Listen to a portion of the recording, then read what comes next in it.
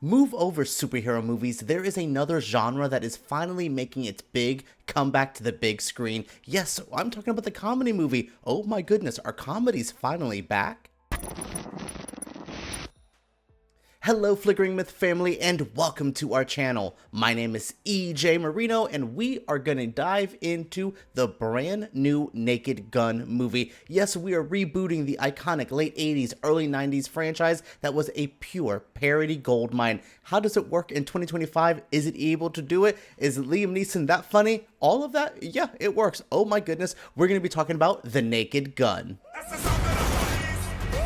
It is so crazy to say, and I'm only half joking when I go, ooh, comedy movies are back, because they really didn't go anywhere, but it just felt like other genres took over the comedy spot. Horror comedies got popular. Every Marvel movie had so many jokes in it, more jokes than most of the comedies that were coming out. So it's been a while, but this year in particular, it really feels like comedies are finding their footing again. We had Happy Gilmore 2 on Netflix. That worked way better than it should. One of Them Days from earlier this year was one of the funniest movies I've seen all year. But now The Naked Gun, this feels fresh and new, which is ironic because it's a remake of a pretty popular franchise, but The Naked Gun just really brings me back. It just kind of takes me back to a time where I was really in love with the dumbest comedies ever. I'm from the era that loved Dracula Dead and loving it. I'm just a little bit after the Airplane era, but I'm perfect prime target for a scary movie. So parodies and things like this really do work for me, and I'm happy to see them making a comeback. Do you know why I think this is working? I think we are, as a society, as a culture,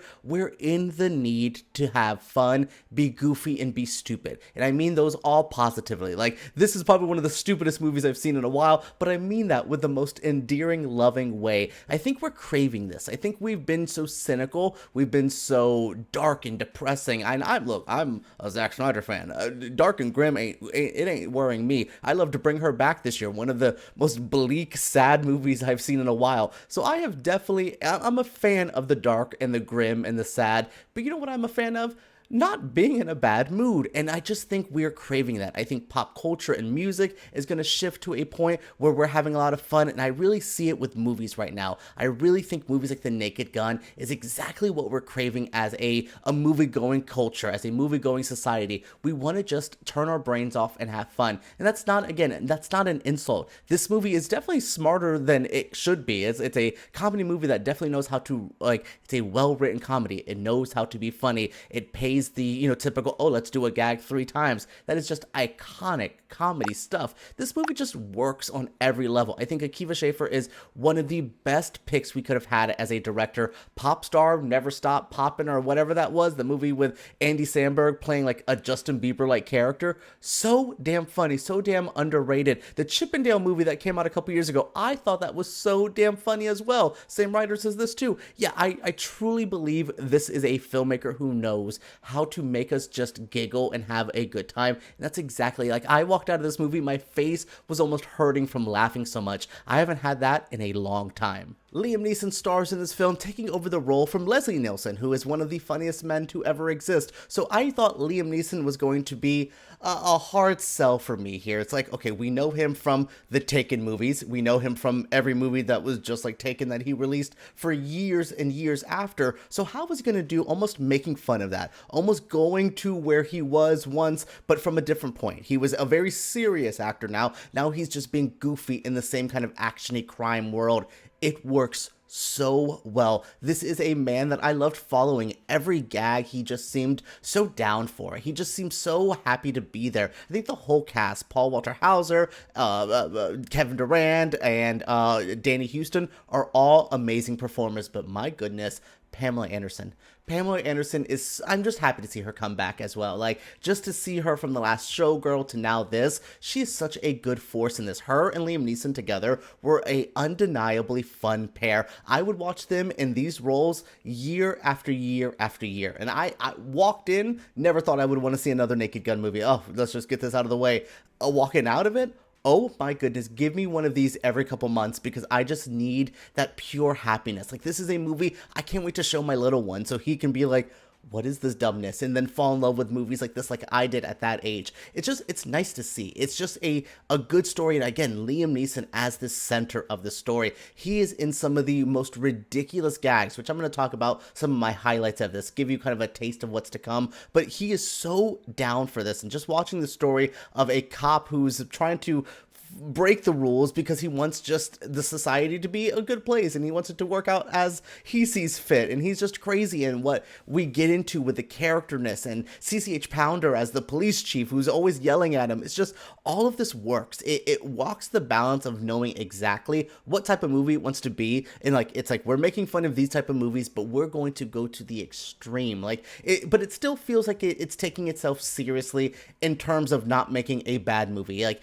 there's a balance with comedy, especially camp, a lot of the times that is hard to walk, where you take yourself seriously but not seriously enough, like where you're not just thinking you are the most like, oh, we're making a comedy that's going to change everyone's lives. They weren't trying to do that. They were just trying to make us laugh. But again, then that's how we make a movie that really impacts me. I'm going to remember The Naked Gun because it truly tried and it sought out to make a funny, damn good time. And that's exactly what I was delivered. Now, with a comedy movie like this, there is going to be way too many jokes. And my goodness, every now and then I was like, breathe. Let's let that last joke live for a couple minutes. Like that's a problem I have with this movie, but at the same time, there's so many fun gags. There is an extended sequence that I will not like tease the whole thing of it that involves a snowman. Oh my goodness, I could have watched a whole movie just of that parody. It was so good. There is multiple Black Eyed Peas. I mean, there's a Fergie specific reference, but the Black Eyed Peas sequence, oh my goodness, there is a moment where Liam Neeson's character brings up TiVo and brings up episodes of Buffy.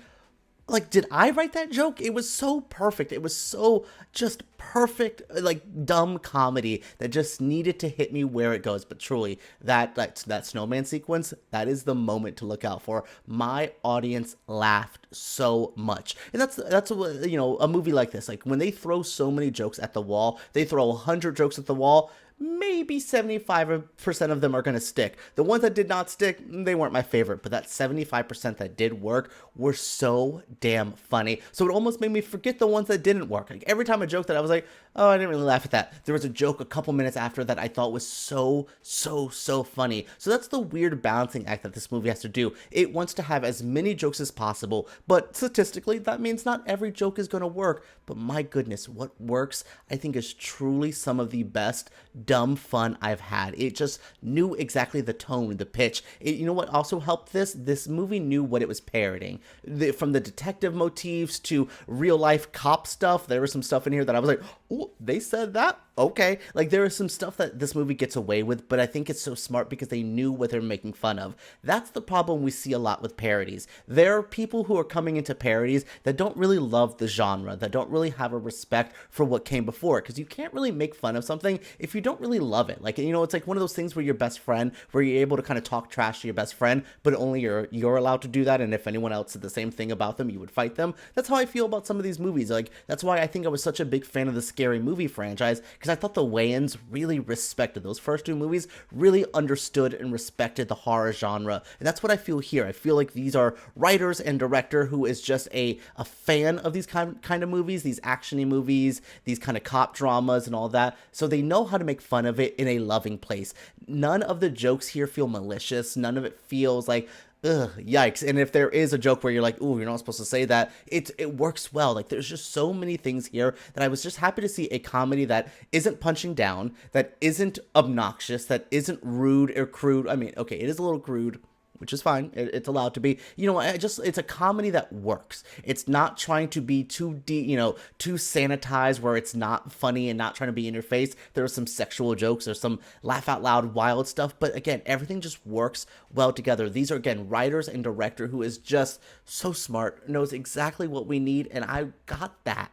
Well, everyone, that is it for my review of the new Naked Gun movie. Go out and see this. Like, I am usually one that says, yeah, you can see it. You go wait till it's on Netflix or streaming. That's fine. Nah, you can go out and see this. See this with a crowd of people that will just make you laugh because they're laughing. There was a person behind me. Okay, not the people behind me because they were drinking a bottle of wine and they were getting down to that movie. But there was a couple people rows behind me that everything that they laughed at, I was just like, damn, they're right. That is pretty funny. So watch this with a crowd. It is definitely worth it. Oh my goodness. What did you guys think of this review? What do you think of this new Naked Gun? Are you going to go check it out? Are you a fan of the original movies? Share your thoughts down in the comments below. Give us a thumbs up if you did like it. And make sure you subscribe to Flickering Myth for more videos like this. All right, guys, let's talk about the Naked Gun and parody movies right down below.